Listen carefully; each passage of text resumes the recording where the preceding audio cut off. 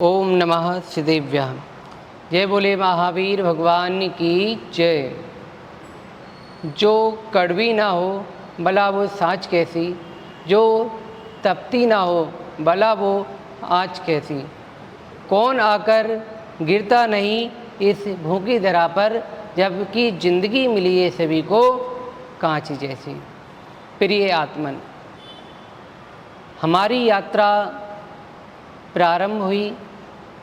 प्रथम 4 दिवस जो हमें हमारी आत्मा से दूर लेकर जाते हैं वह क्रोध, मान, माया, लोभ, इन सब को त्याग कर हमने अपने जीवन में उत्तम क्षमा, मार्दव, आर्जव और शौच धर्म को अपने जीवन में स्वीकार किया।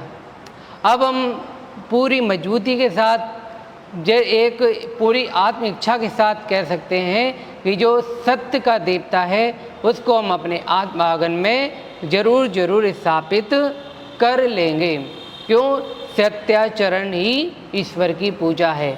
जो सत्य का आचरण करता है वही सत्याचरण ईश्वर उसमें वास किया करता है। सत्य का देवता हमारे जीवन में जरूर विराजमान हो जाएगा। सत्य कहने की चीज़ नहीं है। सत्य को अपने शब्दों के द्वारा कहा नहीं जा सकता, क्यों? सत्य तो करने की चीज़ है। जिस प्रकार से अगर आप एक गूंगे व्यक्ति से कहेंगे वो गुड़ का स्वाद कैसा है तो वह नहीं बोल पाएगा। वह तो उसको एक अनुभव, एक अपने अंदर से आने जो चीज़ होती है वह एक जो अनुभव है वह अनुभव ही व्यक्त करा करता है। वह व्यक्ति अपने जीवन में सत्य को किस प्रकार से, किन किन भावनाओं, किन किन कारणों से, किस प्रकार से सत्य को अपने जीवन में स्वीकार कर सकता है। वह सत्य पहला अपने भावनाओं का सत्य हुआ करता है। आचार्य भगवान 3 प्रकार का सत्य बताते हैं कि भावनाओं का सत्य बताते हैं कि एक महाभारत का प्रकरण आता है। उसमें दुर्योधन अपने गुरु द्रोणाचार्य से पूछते हैं, गुरुदेव 17 दिन युद्ध के हो चुके हैं, अभी तक कोई भी परिणाम नहीं निकला है, युद्ध का क्या परिणाम होगा? तो वह गुरुदेव कहते हैं, ये दुर्योधन तुम युधिष्ठिर के पास, युवराज के पास जाओ तो वह आपको इसका कारण बताएंगे कि इसका क्या होगा युद्ध का परिणाम। तो वह दुर्योधन संकोच में जाते हैं और उनसे पूछते हैं कि आप ये बताइए भ्राता कि 17 दिन युद्ध के हो चुके हैं लेकिन युद्ध समाप्त नहीं हो रहा है, युद्ध कैसे समाप्त होगा? तो वह दुर्योधन को बताते हैं कि माता गांधारी जो आपकी माँ है उन्होंने अभी तक किसी को भी नहीं देखा है। उन्होंने इतनी ऊर्जा अपने अंदर आकर्षित कर ली है कि अगर वह आपको पूर्ण नग्न अवस्था में देख लें तो आपका पूरा शरीर वज्र का हो जाएगा और आप ये युद्ध को जीत जाएंगे। यह एक भावनाओं का सत्य कि एक अपने शस्त्रों को, जो उसका परम दुश्मन है, परम दुश्मन को भी अब युद्ध किस प्रकार से वह जीते उसका सत्य बता दिया। दूसरा होता है व्यवहार का सत्य। सत्य बोलना अलग बात है, उसको हम अपने व्यवहार में किस प्रकार से धारण कर सकते हैं। आज अगर हम किसी के सत्य का सम्मान नहीं करते, कोई व्यक्ति, अगर हमारे यहाँ कोई भी व्यक्ति जो काम करने वाला है, चाहे आपका कर्मचारी हो, आपका ड्राइवर हो, आपका नौकर हो, कोई भी व्यक्ति हो, अगर वह सत्य बोलता है, अगर आप उसका बात नहीं मानते हैं तो आप ध्यान रखिए कि आप उसको असत्य बोलने के लिए मजबूर कर रहे हैं।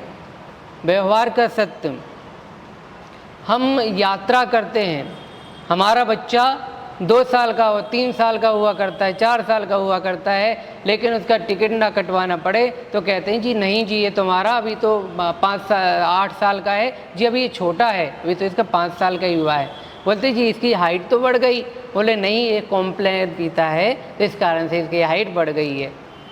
बताइए, एक छोटी छोटी चीज़ों के लिए अपने बच्चे की आयु भी कम कर दिया करते हैं। व्यवहार के सत्य में पंडित गोपाल दास बरैया का उदाहरण आता है कि उनके बच्चा इस ट्रेन में यात्रा कर रहे थे, जब नियम था कि 3 साल के बच्चे का टिकट नहीं लगेगा, लेकिन उनका जब यात्रा पूरी होती है तो देखते हैं कि उनका बच्चा 3 साल 6 महीने का हो गया है, तो वह यात्रा का टिकट उनको आगे भेजते हैं। रेलवे अधिकारियों को बोलते हैं कि हमारा यह टिकट हो गया है, हमसे ये गलती हो गई है, आप हमें इसका हमारा फ़ाइन स्वीकार करें और हमें माफ़ करें। तो जो अंग्रेज भी उनका लोहा मानते थे, अंग्रेज़ों ने कहा कि इसकी क्या ज़रूरत है, बोले नहीं यह ज़रूरत है। वह अंग्रेज़ों ने उस समय एक फरमान निकाला कि पंडित गोपाल दास बरैया बहुत ही सत्यनिष्ठ व्यक्ति हैं, अगर उनका रेलवे में कभी भी टिकट आदि चेक ना किया जाए। एक वो समय था जब जैनों की अगर किसी अदालत में अगर एक अदालत में गवाही होनी हो और 50 व्यक्तियों की गवाही हो, अगर 10वां व्यक्ति जैन हो तो जैन के बाद आगे के सभी की गवाहियों को रद्द कर दिया जाता था। उस समय एक जैनों की एक अलग पहचान हुआ करती थी, लेकिन आज का समय सभी जानते हैं कि किस प्रकार से बदल रहा है। तीसरा होता है वाणी का सत्य।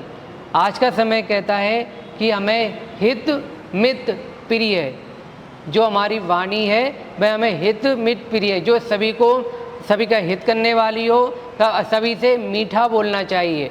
क्यों? अगर हम कड़वा बोलेंगे तो हमारी मिठाई भी नहीं बिकेगी, और अगर हम मीठा बोलेंगे तो हम गंजे को भी अपना कंगा बेचकर आ जाएंगे।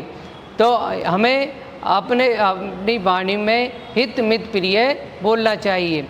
आचार्य भगवंत कहते हैं कि हमें कभी ऐसा सत्य भी नहीं बोलना चाहिए, असत्य धर्म है, हमें ऐसा सत्य भी नहीं बोलना चाहिए जिससे किसी प्राणी का हमारी वजह से घात हो जाए।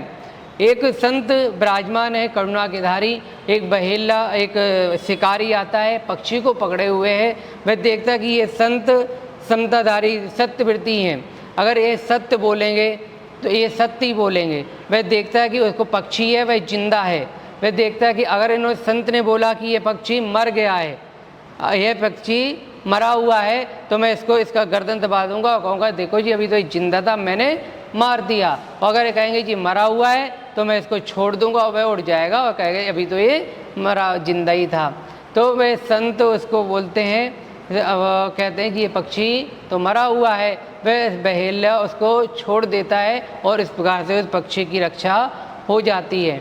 हमें अपने जीवन को अच्छा और अच्छा जितना भी कर सकें, अब हमें अपने जीवन में कोशिश करना चाहिए हमेशा हित मित प्रिय बोलें, सत्य बोलें। आज का यह सत्य धर्म का दिन हमारे जीवन में आया है, तो हमें ऐसे सत्य धर्म को अपने जीवन में स्वीकार करना चाहिए। सभी को सादर जय जिनेंद्र।